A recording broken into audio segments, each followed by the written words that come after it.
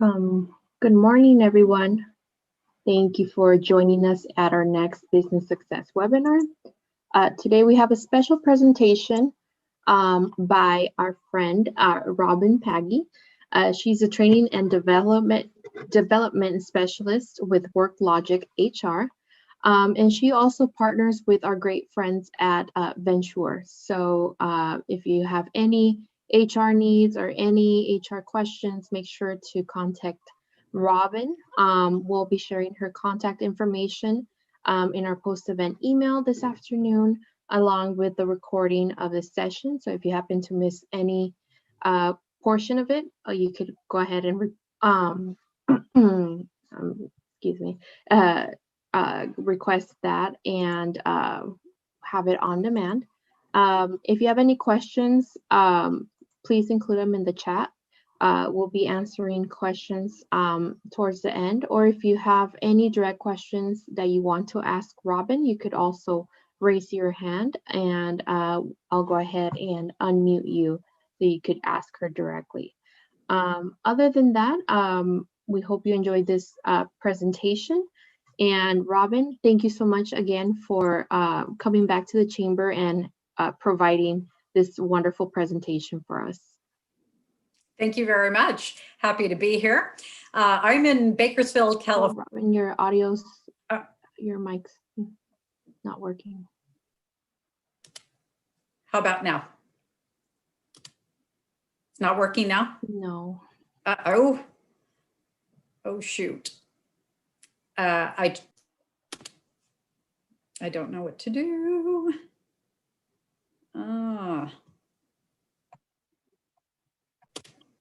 Okay, there we go.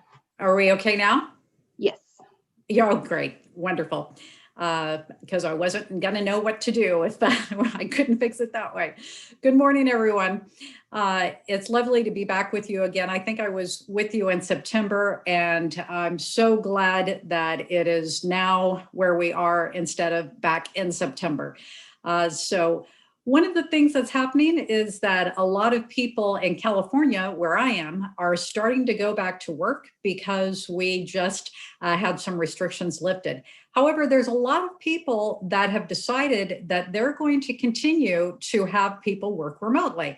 One of the reasons for that is because it's cheaper. In some degrees. So a lot of people said, I'm spending all of this money on office space. Why should I do that when a lot of my workers can work remotely? So let's just have them stay at home. And there are definitely some benefit to that, but there's also some drawbacks to that as well. But if you have decided that you're going to keep people remote, or if it's just part of how it works because you have people in various parts of the United States that work for you, then here are some tips to help you manage them remotely. Experts say one of the biggest misconceptions about managing remote workers is that it requires an entirely different skill set. And I'll make a confession. I put this PowerPoint together a couple of years ago for a client who was acquiring a new business in a different state and wanted some tips. And so I was all ready to go, but I did go back and look to see, okay, well, what's the new stuff? Because we've had a year of people being managed remotely. And so I'm sure that people found out some additional things that will help us figure it out. And no, it's pretty much the same advice a couple of years ago to now. People had to figure things out very quickly when they sent workers home, but it doesn't involve a whole new skill set. You don't have to learn a whole bunch of new stuff. So that's the good news. So managers still need to put in an extra effort with remote workers. And so that's one of the things that we did find out. And I work remotely also. I'm in my home right now. And so one of the things that we learned is that things are different when we are working from home. And because it was all of a sudden that many of us worked from home, we were not ready. So the thing is that you can get ready. So you can get ready for the new workers that you bring on board that will help you if you're going to continue to manage remotely. Now, the first thing is very clear expectations. And that's always the first thing in any employment relationship. And it's one of the things that doesn't happen too often. People tend to think that they give directions that are very clear. And then they're really disappointed when people don't meet their expectations. Now, my background is in communication studies, and I do a lot of workshops and webinars on how to be a more effective communicator, because communication affects everything that we do. And one of the things that people often have a misunderstanding about is that they think that communication is much easier than it actually is. So, example, the definition of communication is when the sender of the message and the receiver of the message have the same understanding of the message. How often does that happen? Rarely. And the reason it rarely happens, this mutual understanding, is because people are so different.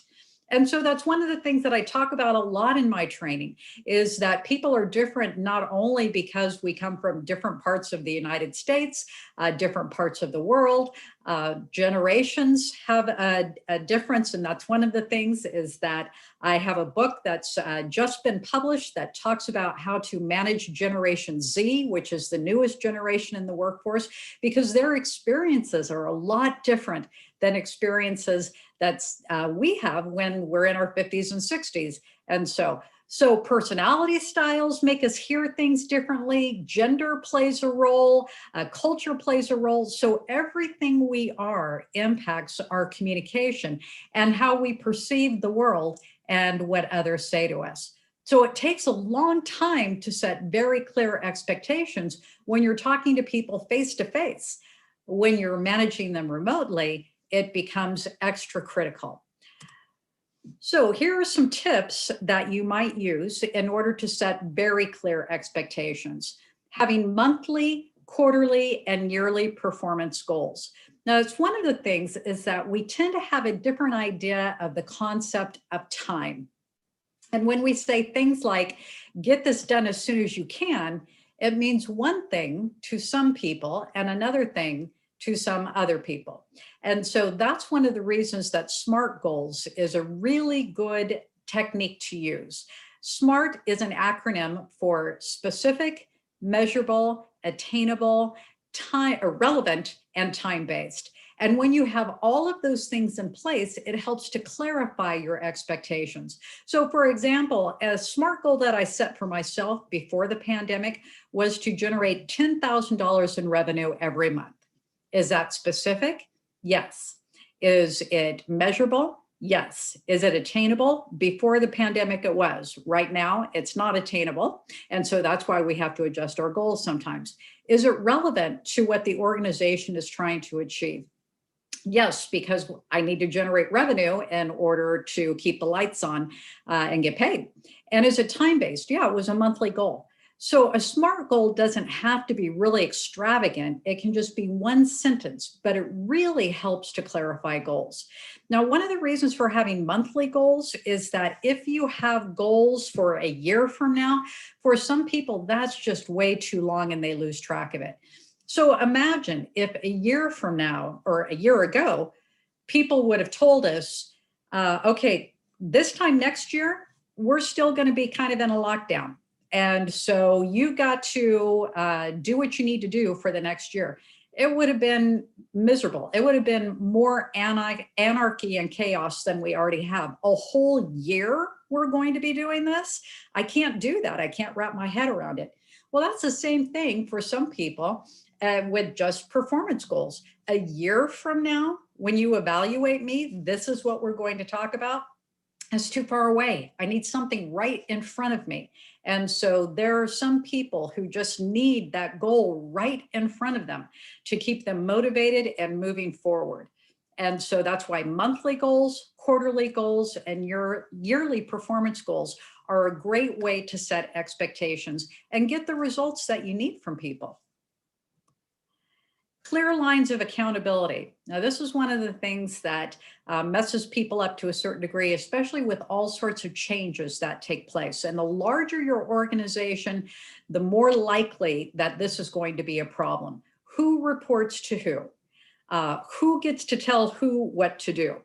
And one of the reasons that this can wreak havoc on your organization is when you have people who are telling other people what to do, but you haven't told the other people that those people get to tell them what to do.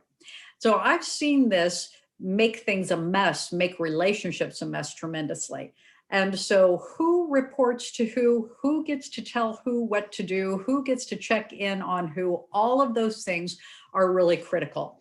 One of the things that has a tendency to happen is that you have some personality styles who are just take charge and bossy in nature, and they'll start bossing people around when they're not the boss. So sometimes you've got to remind them that they're not the boss.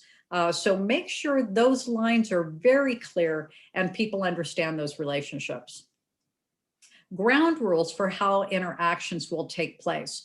And so that's one of the things that's really important too, is how often are we going to communicate? How often are we going to check in? Now, one of the things you want to make sure that you don't do is micromanage. And that's some of the information that I've seen come out of the pandemic, is that you have different styles of management. And some styles are very kickback, laissez-faire is what it's called, and you do you and I'll do me, and you come to me when you need me, and otherwise it's all good.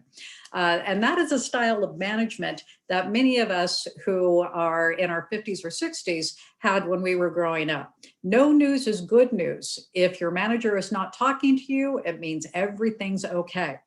And then things shifted with the generations, and younger generations want more feedback, need more feedback, of course, because they're still learning, but also tend to manage that way. So I had a workshop when I had a millennial supervisor say to me that she likes to have a check-in with her staff once a week, that she wants to see how they're doing, see how they're progressing, where are they and all of their goals and that type of thing. And she managed a woman who was in her 50s or 60s. And the woman told her one day, "Hun, no news is good news." And the millennial manager didn't know what she meant by that. And so she asked me, what did she mean by that? I said, "You're talking to her too much. You're checking in too much. It's not helpful to her. Not only that, it's condescending to her probably. So you need to back up and let her do her thing and come to you when she needs you for the most part." And that was a tough adjustment for this millennial supervisor because that's not how she liked to be managed. So one of the things that we grow up with is treat people how you want to be treated. I learned even better, which some of you might have, treat people how they want to be treated. And when you do that, you get better results from them, which is what you're doing when you're trying to manage people. And then check in regularly on progress and track productivity. So you do need to have some tracking of productivity going on, but make sure that you are very clear about this is how often you're going to check in, or this is how often you want people to check in with you. Don't just do what comes naturally to you, because then people might be thinking, wait, do you think that I'm not doing my job? Or why are you checking in on me so much? And so when all of that is explained and put out there from the get-go, so people know this is the way we do things, then they won't be making up stories because they don't understand the reason why. And that's what people have a tendency to do. Now, if you are in a different state or a different town or a different country than people that you are managing, you want to visit regularly when it is safe to do so. And things are loosening up a little bit, but still be safe while you're doing that. So especially if you are establishing a new organization, so you are acquiring a new organization, or you're merging, or you're doing something at the very early stages, you want to get to know them. You want them to get to know you. Face-to-face is very important. Now, one of the things we've been Zooming all year, and Zoom is fabulous. The fact that I can talk to you when you're in Arizona and I'm in California, that is fabulous. But we all should have understood during this pandemic that the face-to-face is so important. Zoom does not solve all the problems. Sometimes it even creates even more problems, and nothing, it takes the place of face-to-face when you can do it. So I'm very happy about that because I really prefer to go places and train people in person. But sometimes employers who hire me to do that think that the cost is not justified and can't we just do it online? And that's a big lesson that people have taken away, is that no, face-to-face is much better. So make sure when you are new to the relationship and you are doing it safely, that you are visiting people face-to-face so that they get to know you as a person. If they only know you through Zoom, where we can't even make eye contact really, I'm not making eye contact with you. I'm looking at a little dot on my computer. I don't even see you when I'm talking to you. And so that just doesn't take the place of us being together face-to-face. So hopefully I can do that in the near future. Visit on a predictable schedule. Don't just show up, surprise. That's no good. That won't work well for people for the most part. And make an effort to get a sense of what it's like to work from afar. Because when we don't understand those types of things, then we make decisions based upon not having that understanding. We make assumptions based upon not having that understanding. And it's really important that we feel what other people are feeling when they are not in the workplace, when everybody else goes back to the workplace. And so I'll talk about a little bit more about that in just a moment. But that's one of the things that a lot of people are trying out right now, is that, okay, well, we're going to have some people working remotely and we're going to have some people working in person. And so let's continue to work remotely personally while people are at work to see how that feels, and see how the communication is going or isn't going, and see how the teamwork is going or isn't going. Let's just try it out so we feel it and we understand it. And then that way, as managers, we'll make better decisions about what's going to happen. Now, quick little story. I'm in Rotary, and it's a service organization for those of you who aren't familiar with it, but I hope you are familiar with it because it's an international service organization and it's in Arizona as well. So what we're trying to do with Rotary is do a hybrid. We want people to meet in person because that's very valuable, but we know that some people will not be able to do it. They won't feel safe doing it, or they can, wherever they are, still attend our meeting. So we have a very important upcoming event, and I have chosen to tune in remotely because I'm president of our Rotary next year, and I want to get a feel. What does it feel like when people are together and there are some people who are not? And how is that going to work? Because I want it to be the best it possibly can be next year. So I have opted, I'm not going to go to the party. I'm going to stay home. I'm going to attend through my computer so I can get a feel for what it really feels like so that I can make better decisions next year when it's my turn to make the decisions. All right, communication is critical to everything that we do. The better we communicate, the better our life goes. So again, I told you that communication is mutual understanding of the message, and it's very difficult to attain that mutual understanding because we are so different. So it's really important that you make sure that when people are not in your workplace physically, they are still there through spirit, and you are with them, and all of that happens through communication. So establish frequent recurring team meetings. Now, don't just have a meeting to have a meeting, because a lot of times people just get meeting out, and we understand what it's like to have Zoom fatigue. I felt that in a big way when I had to be on Zoom for 8 hours for Rotary training. And at the end, I was so exhausted. And so, yes, Zoom fatigue is really real. This whole trying to communicate with people through technology is just exhausting. And so you don't want to have a meeting just to have a meeting. Well, it's Wednesday, so it's time to have a meeting. But you do want to make sure that people are getting together on a regular basis so that people don't lose touch. They are not forgotten. They are still part of the group. And so remember, we're talking about working remotely going into the future when a lot of people are going to be back at their workplace. And or if you have a bunch of people at their workplace, but it's different from your workplace, and you've got a bunch of people at your workplace, but those two aren't mingling too much, but everybody's still supposed to work together, you need to make sure that people are connecting on a regular basis. Otherwise, silos happen. And you don't want silos to happen, because then it becomes an us versus them kind of thing. And we don't know what the right hand doesn't know what the left hand is doing.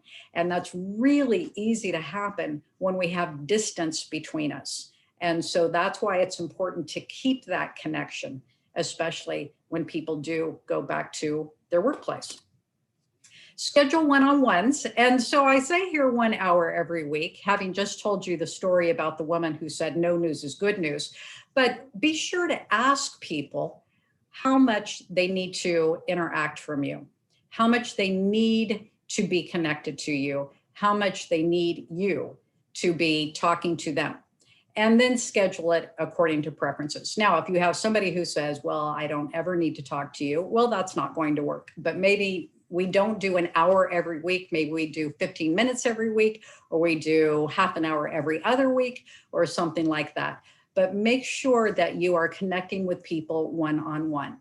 Now, one of the main reasons for that is that when you get people into a group, sometimes the people who have stuff going on and they need to talk to you about won't say a word. And that's one of the things. I do a lot of work with personality styles, and especially Myers-Briggs, extroverts, introverts, thinkers, feelers, that type of thing. And I'm extroverted.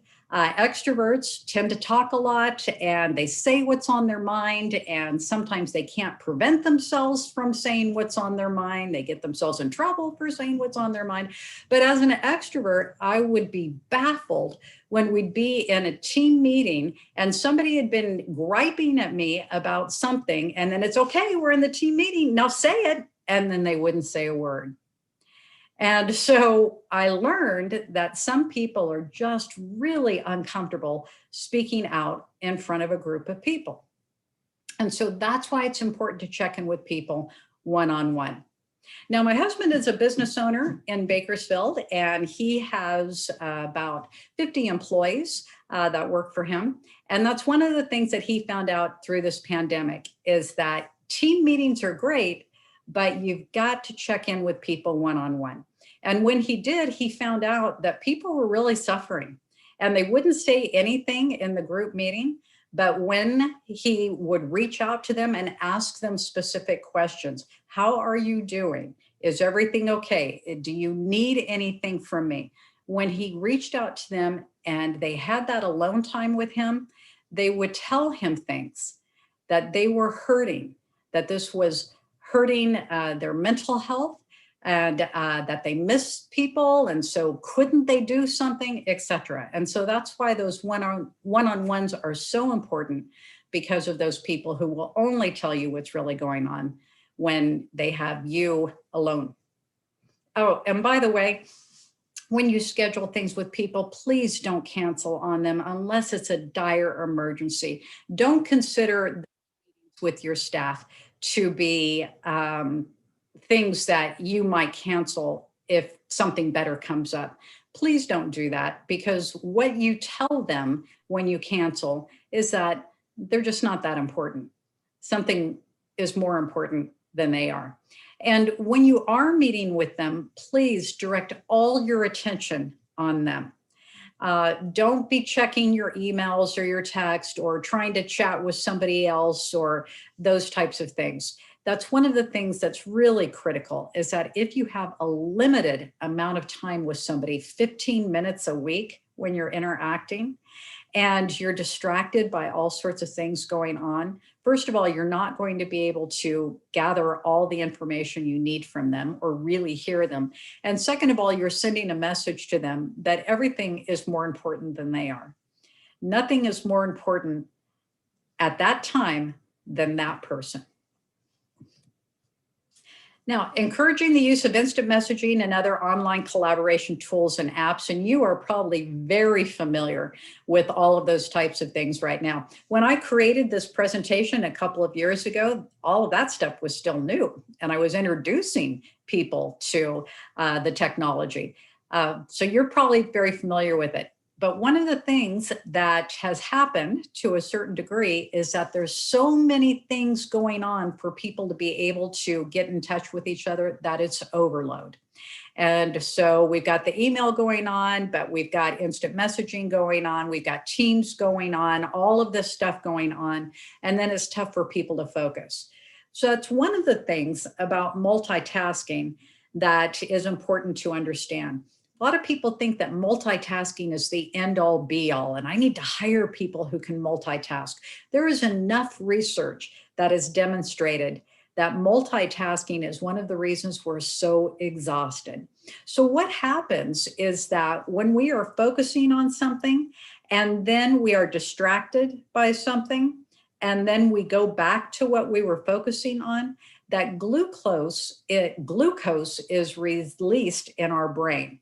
And that glucose is what slows us down and makes us feel foggy. Now, the pandemic has already created a brain fog. We don't need any more brain fog. And as we get older, sometimes we struggle with that as well. And so the best thing to do is focus on one thing at a time. Okay, but I need to be available at all times for anybody who might need me. Well, restrict people. If you have to get a hold of me, text me. And if your communication can wait for a response, then email me or do the Teams or do whatever. And so that way you're still reachable, but it's limited to one method. And so that will help. So that's one of the things we really need to take care of our brain. And there's been many, many, many studies that have demonstrated that multitasking not only makes us have brain fog and makes us not be able to be as sharp as we'd like to be, but it also slows us down. And so we're not accomplishing things faster by multitasking. We're actually doing them slower. It prevents us from seeing things that we should see. There was a study that was done at a university, and students walking on the university or on their phones, for the most part, looking down. And in this study, they had a clown, somebody all dressed up like a clown on a unicycle, who was riding around on campus. And then they surveyed the students to see who saw the clown, and very few of them saw the clown. And so that's one of the things, is that we get so distracted by things sometimes that are very meaningless that we miss the things that are important. I mean, who doesn't want to see a clown on a unicycle riding around on campus? So multitasking is not the end all be all, especially when you're trying to communicate with people. Set expectations for how often to check in and respond to emails. And so that's one of the things too, is that you certainly should tell people, if you want to get a hold of me, this is the best way of doing it. But also, when I am sending you communication, my expectation is that you will respond in whatever that timely manner is for you. So that's one of those words again, the time word. I expect you to respond in a timely manner. And we have different definitions of time. And so a timely manner to me means right now, or at least by the end of the day. And a timely manner to you might be something different. I was complaining to my husband the other day about, I emailed her at 9 o'clock this morning, and it's the end of the day when he got home, and she has still not responded to me.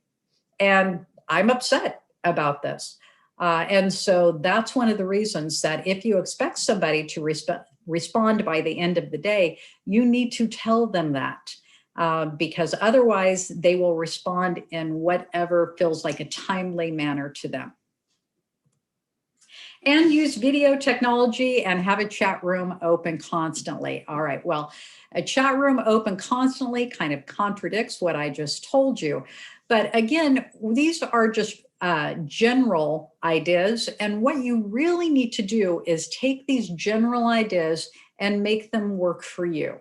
And try out this and try out that. If you've had a whole year to do it, so hopefully you've got it down by now. But if you are still trying to figure it out, then very purposefully try to figure it out. Make it a point, create yourself a SMART goal to figure out how exactly are we going to do this technology thing so that we get the best results that we possibly can. Now, there is a whole bunch of technology, and what I'm familiar with is Zoom and GoToWebinar and Teams and a little bit of Google Docs, but there's so much that is available. And you're probably familiar with some of these terms, but if you're not, then you might need to check them out. Dropbox has been around for a while. So I can't give you a review of every single one of these because I haven't tried every single one of these.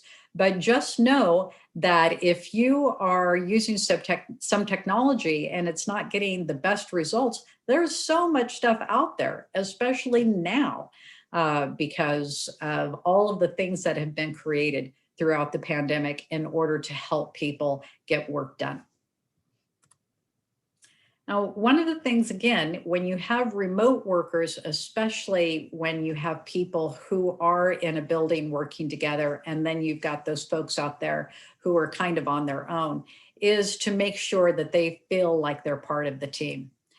So get to know them personally by chewing the fat. The first few minutes of phone calls and video conferences. Now, hope everybody knows chewing the fat is just chit chat. And the reason I say that is because sometimes I throw terms out there that younger people especially don't know what I mean by that. I was giving a presentation yesterday and I had a graphic of Sergeant Joe Friday who said, "Just the facts, ma'am." And I had that graphic, and the people in my training all probably were under 30, and they had no idea what that graphic meant. They had no idea who Sergeant Joe Friday was. They'd never heard of Dragnet, not the old TV show, not even the movie that was made probably 25 years ago. They had no idea what the reference meant. And so that's one of the things that we need to make sure that everybody has the same terms for things, or that we explain our terms, that we understand. Because again, communication is mutual understanding of the message. All too often, we think we have mutual understanding and we do not. And that causes some problems. So back to getting to know people. And so people have done a variety of things throughout this last year to get to know people a little bit better, having happy hours together with your team. One of the things my husband team does is every Friday morning, they've got a Zoom call and they take turns creating a question. And the last question I think was somebody came up with was, "What is your favorite song and why?" And another question that somebody came up with was, if you have a tattoo or were to get a tattoo, what kind of tattoo would it be? So you can see how people from different aspects of life, different generations come up with different questions, which is part of the fun of the whole thing. And so getting to know people as people. Now, when it comes to personality styles, we've got folks who are very task-oriented, especially when they get to work, and we've got people who are very people-oriented. And task-focused people just want to get the task done. And if there's any time left over, maybe we'll chit-chat if I don't have something better to do. And people-oriented people are, first we're going to establish the relationship, and then we'll get down to work. And so it's very important to know which you are. I'm a task-oriented person, and I forget to say hello and good morning and goodbye and how are you and those types of things. If there's a task right in front of me, the first thing I say to somebody is, "What's happening with the task?" or "What do you need from me?" or it's something like that. And that is off-putting to people sometimes. And so that's one of the reasons that you need to make sure, especially with people-oriented people, that you are engaging in a little bit of conversation. But especially when you have people who are working remotely and you don't get the opportunity to just happen to be in the break room with them at the same time. And while you're waiting for your coffee to drip out of the Keurig, that you just look over and go, hey, how's it going? You don't have the opportunity to do that with your remote workers. And so you need to create the opportunity to do that. And you might be saying, but it's a waste of time. It's not a waste of time. It's a very important task. And if you need to look at it that way, look at it that way. It's a very important task that you can check off your list when you're done with it, if that makes you feel better. But it's important to establish relationships, especially with people who are very relationship oriented. Otherwise, you won't get the best results out of them that you possibly can. Encourage social bonding between coworkers, again, and get everyone together at least once a year. And that's one of the things that we do at Venture. I work for WorkLogic HR, which is a business partner of Venture, and Venture has business partners all over the United States, and we have clients in the entire United States. And one of the things that astounded me when we became a business partner with Venture 2.5 years ago is that all the employees were invited to the Christmas party in Arizona. And our boss paid for it. So paid for everything, paid for the airline flights, paid for the hotel room, paid for everything. And I was astounded at that.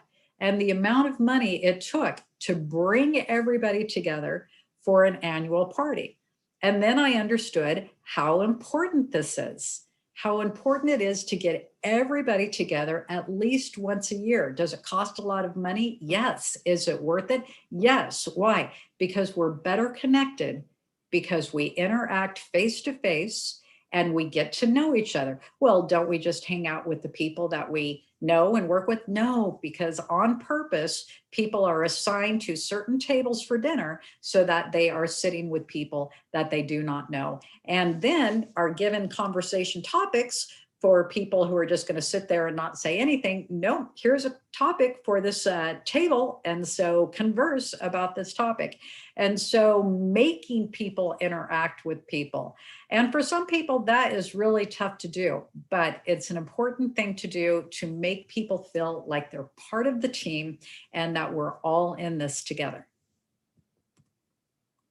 So, onboarding process. And onboarding and orientation are not the same thing. One of the things that people are usually familiar with orientation is that your first day of work, you spend hours going through paperwork that's mind-numbing, and then you watch these old videos that are 30 years old, and the first day is usually yuck.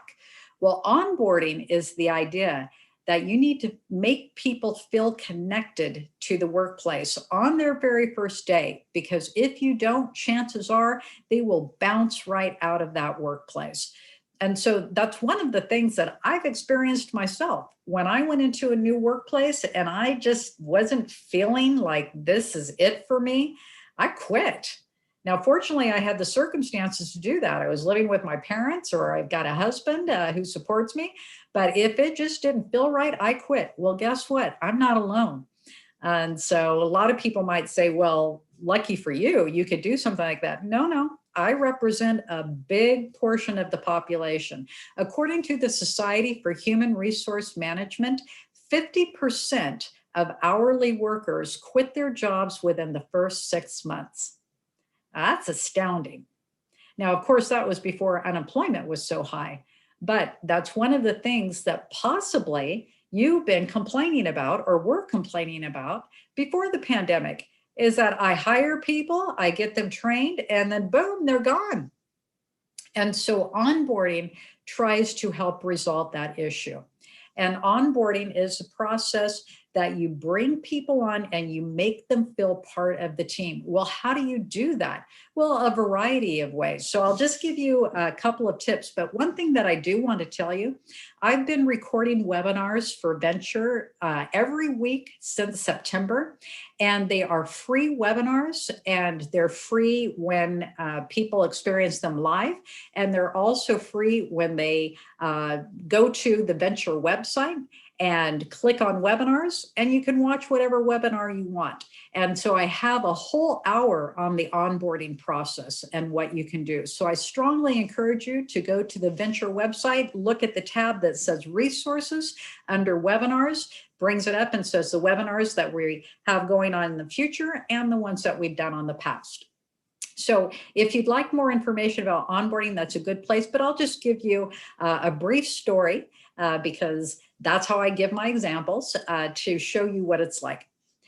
I went to work one place at an organization that before I went to work there, they were creating the position for me. And they said to me, what do you want your title to be? And so I got to choose my own title. And then they asked me what my favorite color was and what size shirt I wore. And so this was all before I got there. And so I'm thinking, okay, well, I'm not sure what's happening with this. Well, I found out when I went to work the first day, they're taking me to my office and my nameplate is out on the wall with my name and my title. And then inside my office, which is all nice and clean and all the equipment is there and hooked up and ready to go and all of that, are my business cards with my name and my new title. And then the shirt was a company shirt with company logo in my size, in my favorite color. So just from that, I felt like, wow, I am home. So then we did the paperwork stuff, and the managing partner asked me if I wanted to go with him while he was giving a presentation. And so I did. And then after the presentation, he took me to lunch and we chatted about who I am and what I'm about. And he asked me to critique his presentation and what he might have done differently. And by the time I got back to work after lunch, I knew I was home. And when I went to my real home that day and told my husband, this is going to be great, that's what you want the person that you have just hired to say to whoever's at their home when they get there. And so that's what onboarding could do. So check out that webinar for more information. Watch the language you use when talking with your remote employees and about your remote employees. You don't want to have an us versus them kind of mentality. So you might not even want to call them remote employees. So that language is very important. And people who are not part of the group sometimes feel left out. Now, here's something that's really interesting, research that I have seen, is that one of the things that's happening, this us versus them thing, is that people who are actually in the building working are feeling like the remote workers are getting perks and things that they're not getting. And so while at the beginning, when people were working remotely, the emphasis was on make sure you're taking care of those remote employees so that you'll retain them. And now it's shifting to make sure you're taking care of your employees who are physically in the workplace every day so that they feel that they're being taken care of. So that's one of the things. Sometimes people think remote workers get away with everything. They're not working a full day. They're doing whatever they want. They get all of these things that people who are working physically don't get. So that's one of the things to really be in tune about, to listen to what people are telling you about and make sure you're taking care of everyone. Why do you need to take care of people? If you take care of them, they'll take care of you. Praised publicly to ensure their work is being recognized. So that's one of the things sometimes people feel like nobody's giving them any pats on the back, or that only certain people get pats on the back, or the people who are physically there are the ones who are getting the pats on the back. And so you want to make sure that everybody gets a pat on the back publicly. Now, one of the things, though, to be careful about this, and again, as an extrovert, I want to be praised publicly. I want my boss to tell everybody in the organization how fabulous I am. I want him to take out billboards and put it on billboards so that everybody drives by can see how fabulous my boss thinks I am. And I was shocked that not everybody likes that. There are some people who do not like to be praised publicly. So you want to make sure before you do the praising that you ask for permission to do so. And that goes against my very nature, but that's one of the things that I have learned. And make sure that you're telling people how their contribution to the team matters, that we would not have been able to accomplish this if you had not done that, or it's been a great team effort. But one of the things, be careful, is that when you have people who are doing a lot of work, but they're part of a team, that you're not just praising the entire team, because I know how that feels too. But I'm the one who did all the work and the team is getting the glory. And so make sure you're paying attention where the glory resides and that you are acknowledging that, so that people don't feel resentment because of that public praising. And send company swag. Now, be careful about this. Now, what is swag? Swag is stuff with the company logo on it. And a lot of times when employers are recognizing employees, trying to appreciate them, they send them stuff with company logo on it. And it's a multi-million-dollar business: cups, backpacks, shirts, hats, mugs, all sorts of things with a company logo on it. I mean, the people who are producing that are making a lot of money because we see it all over the place. Here's something to consider. Not everyone feels appreciated by getting company swag. And I'm one of those people. Getting a shirt with the company logo on it really doesn't have an impact on me.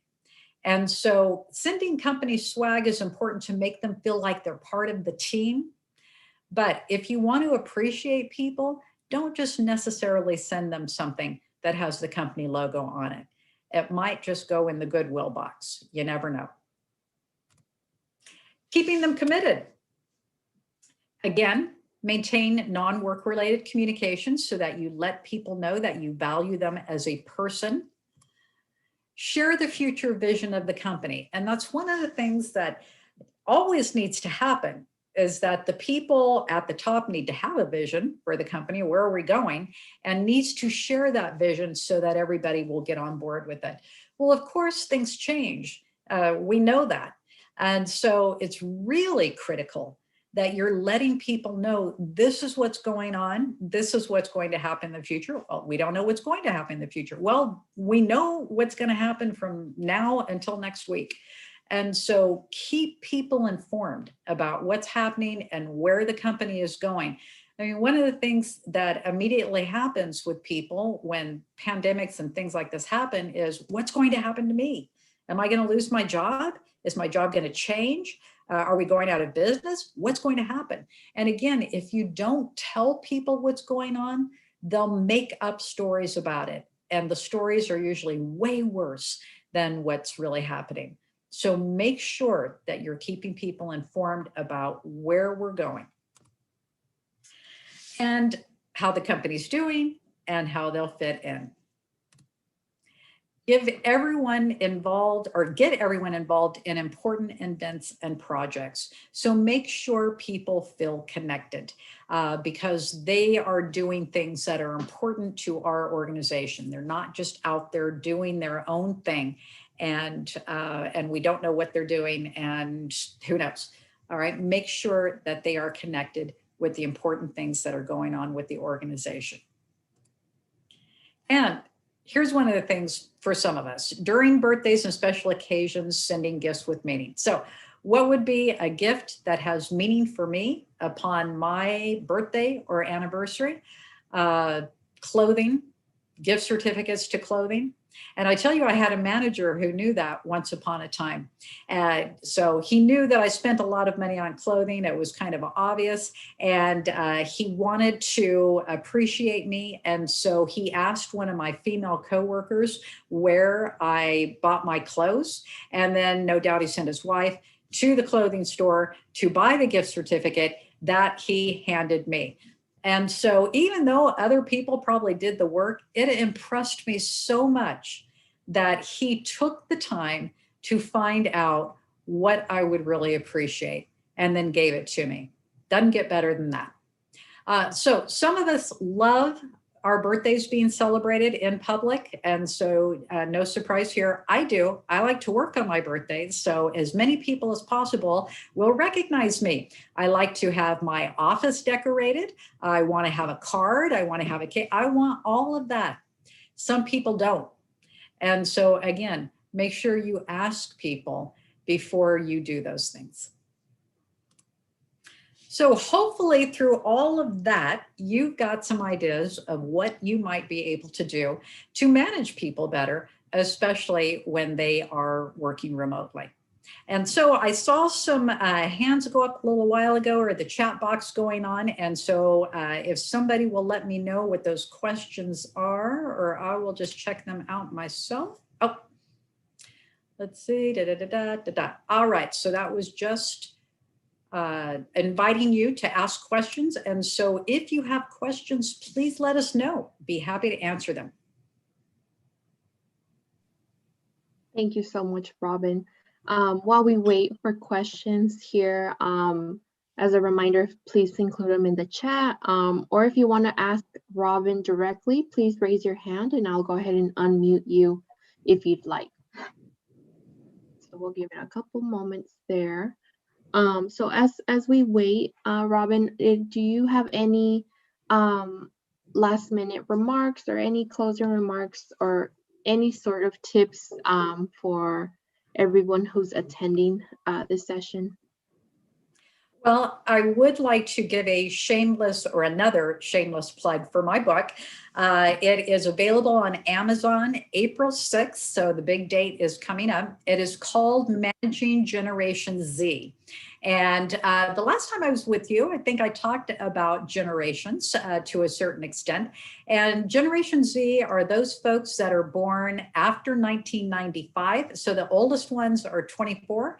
And lots of them coming into the workforce now, because one of the distinctions of Generation Z is that only about 19% of them had jobs while they were in high school. And so many of us had jobs throughout high school. And so we learned a lot of things from those jobs by the time we got into our real big jobs. And this generation did not. And so one of the things about managing them is that you're going to have to spell things out very clearly. So going back to that slide about clear expectations, that is one of the things, and communication, mutual understanding of the message. What makes sense to you is not going to make sense to them because they have a different frame of reference because of growing up at a different time. And so Managing Generation Z gives you all sorts of information on how to manage people in general, but especially that generation. So I think we had a question, and so I'll stop talking and I'll let you talk. Yes, we have a question here from Yvette. There are people who are refusing to get the COVID shot. Do you recommend to those employers who have some employees coming back to work? What do you recommend? Well, one thing is that it is legal for employers to require the COVID shot. So you can always go that route if you want to. But one of the best practices that I have seen from people so far is that you want to provide incentives. And when you reward people for doing things that they probably should do anyway, then that inspires them to do that. So one thing you might know or might not know, Krispy Kreme. And I don't know if you have Krispy Kreme in Arizona or not, but it's a donut place. Okay. And they're giving away free donuts for people who are getting the vaccine. And so I don't know if it's a free donut every single day, but that's one of the incentives. So incentives tend to work. And then the other thing is that if you want people to get the shot, then you get the shot and you take a picture or have a picture taken of you while you're getting the shot and you put it out there publicly, because leading by example is usually the best leadership principle ever. And so do what you want people to do and broadcast it, show them that you're doing it, incentivize them to do it. And hopefully that will really help. And hopefully answer your question. That brings up a good point with that. We're still kind of unsure about the next steps, once we start getting vaccinated and employers there. Anyone else have questions? We have a couple minutes here. We'll just give it a little bit more. If not, we'll go ahead and share Robin's information again in our post-event email, so you can directly contact her that way.